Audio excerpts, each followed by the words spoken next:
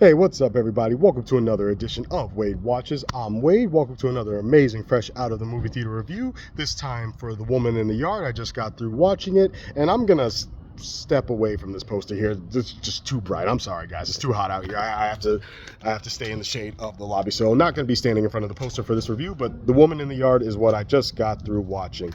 And the first thing to say here is that I'm surprised that this comes to us from the same guy who's done a lot of like those Liam Neeson action films, and he's even the same person who did Jungle Cruise with Dwayne Johnson.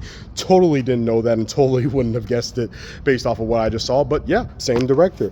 So there's that tidbit of information. But I am more familiar with the star of the film, Danielle Deadwyler, the mother from the Emmett Till movie, Mamie Till, and this is all about her and her children. I don't know that actor and actress's name, but they were all very good in the movie.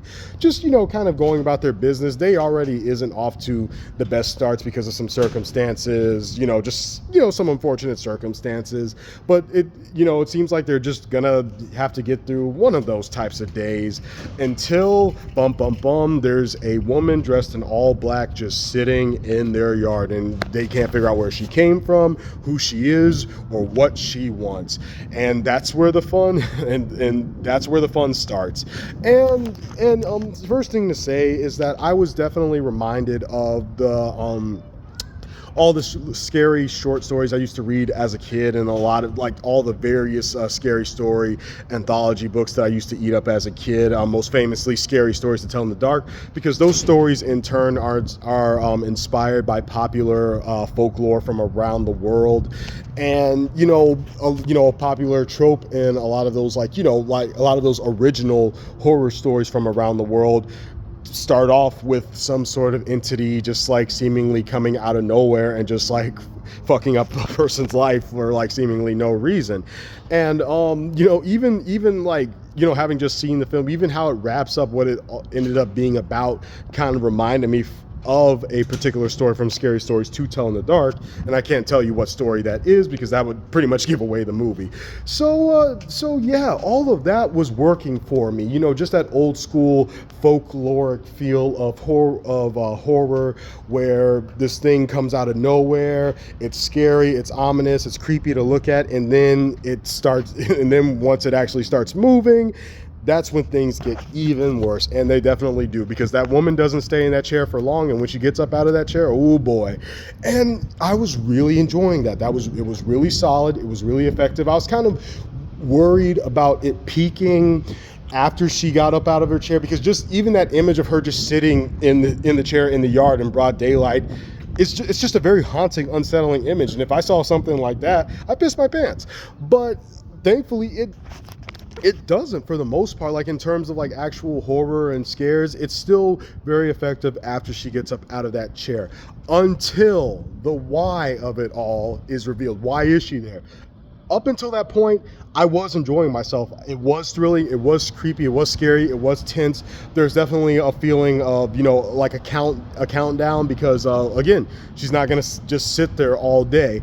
And up until the why of it all is revealed, I was thoroughly enjoying myself. But unfortunately, when we get into why this is all happening, why she's there, that's when this whole thing kind of derailed for me. Not fully, but kind of, because what this is all about, it's nothing that you haven't seen before.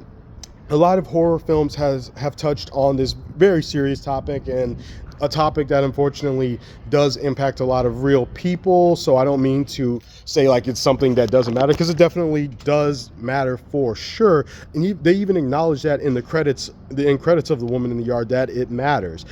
But the way it's presented here was just kind of, for lack of a better word, lackluster. It's like, I should feel more. I should feel like, oh wow, this is really messed up. This is actually, quite morbid and quite messed up. Even without the creepy lady in the yard, this is a pretty fucked up thing. But as it was, I was just kind of like, okay. And yeah, like Woman in the Yard, after the twist is revealed, was just kind of like, here we go again. All right, I get it. it's not the worst thing ever, but it's like I was hoping you'd do a little bit more. I was just hoping you'd hit a little bit harder. I was hoping you'd give me like just tingles all over my body, and you really didn't, unfortunately.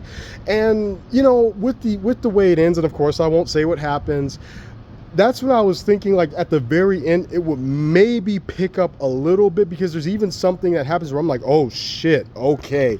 But then after that point, it's just kind of like, wait, what? That was it? That's all it took? Are you serious? And they are serious. Then it's just over. So yeah, man. I am a bit disappointed. I confess myself a bit let down, because this isn't a terrible film. It's not an abomination. It's a perfectly acceptable 90-minute long claustrophobic horror film.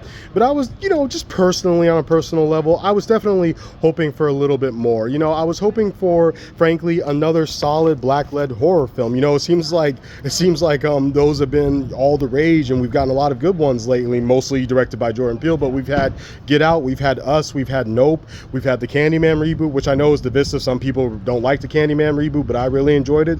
So I was just hoping The Woman in the Yard, which looked promising from the trailers, would be another solid black-led horror film. But as it stands, it's just a good black-led horror film. Not the worst thing I've ever seen, but definitely not the best ever. And wrapping it up, I'm going to go ahead and give The Woman in the Yard a 7 out of 10. I know I spent a lot of time talking about how the twist was kind of what unseats the film, but again, that build up leading up to that twist, everything leading up to that twist was thoroughly enjoyable, was solid, and was quite effective. I can't stress that enough.